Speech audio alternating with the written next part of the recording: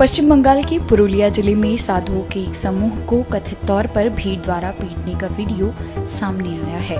Video सामने आने के बाद राज्य में राजनीति गर्म हो गई है। इस घटना का वीडियो सामने आने के बाद भाजपा ने सत्ताधारी दल तृणमूल कांग्रेस पर निशाना साधा है।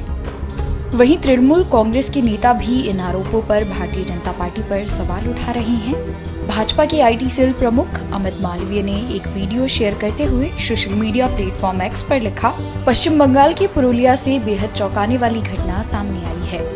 पालघर में एक तरह की लिंचिंग में मकर संक्रांति के लिए गंगा सागर जा रहे साधुओं को सत्तारूढ़ टीएमसी से जुड़े अपराधियों ने निर्वस्त्र कर पीटा था। ममता बनर्जी के शासन में शाहजहां शेख जैसे आतंकवादी को सरकारी संरक्षण मिलता है और साधुओं की हत्या की जा रही है।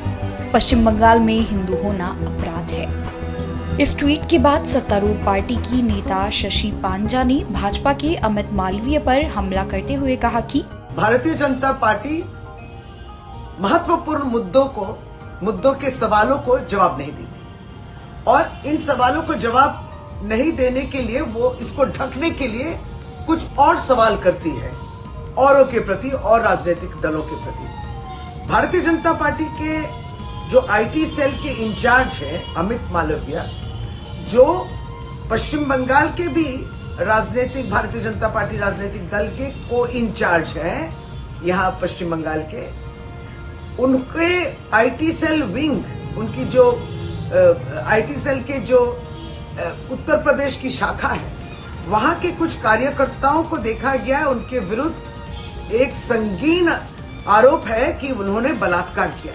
लेकिन अमित मालवीय ने इस विषय को लेके कोई कदम नहीं उठाया। भारतीय जनता पार्टी बंगाल के नेतृत्व में सुकांत मजूमदार और शुभेंदु अधिकारी भी इन बलात्कारियों के बारे में कोई सवाल नहीं उठाते हैं। वहीं पश्चिम बंगाल के प्रदेश महासचिव कुणाल घोष ने भाजपा पर हमला बोलते हुए कहा कि किस मुद्दे पर ये अमित मालवीय, शुभेंदु अधिकारी, सुकांत मजूमदार, भाजपा लीडर्स बिल्कुल चुप है।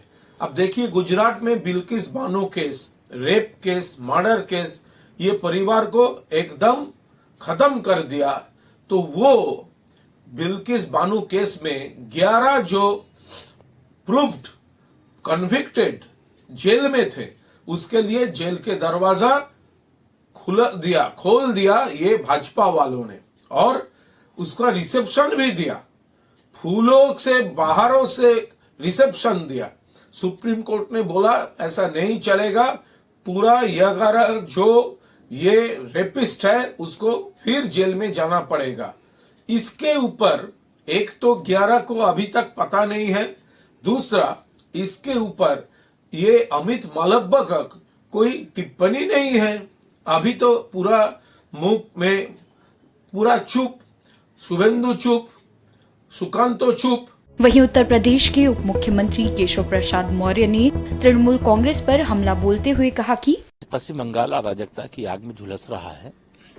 पिछले दिनों ईडी की जांच के दौरान जो अधिकारी गए थे उनके ऊपर भी हमला करने वाले टीएमसी के लोग थे। वहां कानून व्यवस्था ध्वस्त हो चुकी है। जब देश में श्री राम जन्मभूमि पर भव्य मंदिर निर्माण और 22 जनवरी को रामलला अपने जन्मस्थान पर 500 साल के बाद विराजमान होने जा रहे हैं, पूरे देश का माहौल राममय है, चारों तरफ एक धार्मिकता का वातावरण है। ऐसे समय में पश्चिम बंगाल में साधु संतों के ऊपर हमला और उसमें टीएमसी के गुंडों का शामिल होना यह दर्शाता है कि टीएमसी की जो पश्चिम बंगाल की ममता बनर्जी जी के नेतृत्व वाली सरकार है वह सभी मोर्चों पर फेल हो चुकी है। वहां कानून व्यवस्था ध्वस्त हो चुकी है। पश्चिम बंगाल अराजकता की आग में धू धू करके जल रहा है और इसके लिए जो भी दोषी हैं वहां की सरकार को तत्काल कार्रवाई करना चाहिए। और ऐसी सरकार चूंकि चुन करके आई है और अपने कर्तव्य का पालन नहीं कर रही है, आने वाले समय में पश्चिम बंगाल की जनता टीएमसी को उखाड़ फेंकेगी।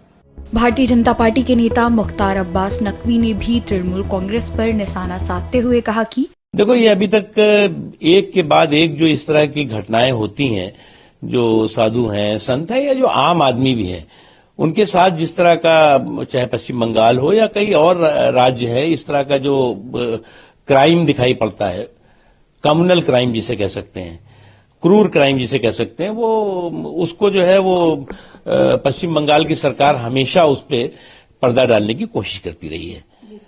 और आज जो है वो पश्चिम बंगाल जो है वो ऐसे कम्युनल और एंटी नेशनल फोर्सेस और क्रिमिनल्स का जो है सुरक्षित चरागाह बन गई है। भारतीय जनता पार्टी के नेता और केंद्रीय मंत्री नित्यानंद राय ने कहा कि बंगाल में तो लोग इस तरह से भयभीत है और इस तरह से वहाँ हिंदुओं को सताया जाता है, एक तरह से भगाया जाता है। वहाँ माँ बहनों की इज्जत हमेशा जहाँ खतरे में पड़ा हुआ है और बहुत सारी बातें तो वहाँ से निकल कर आती नहीं है, तो निश्चित रूप से वहाँ ममता बनर्जी की सरकार में हिंदू वहाँ प्रताड़ित है। आपको बता दें कि कथित मामले में पुरुलिया पुलिस ने 12 आरोपियों को गिरफ्तार कर लिया है और उन्हें रघुनाथपुर सब डिविजनल कोर्ट में पेश किया गया।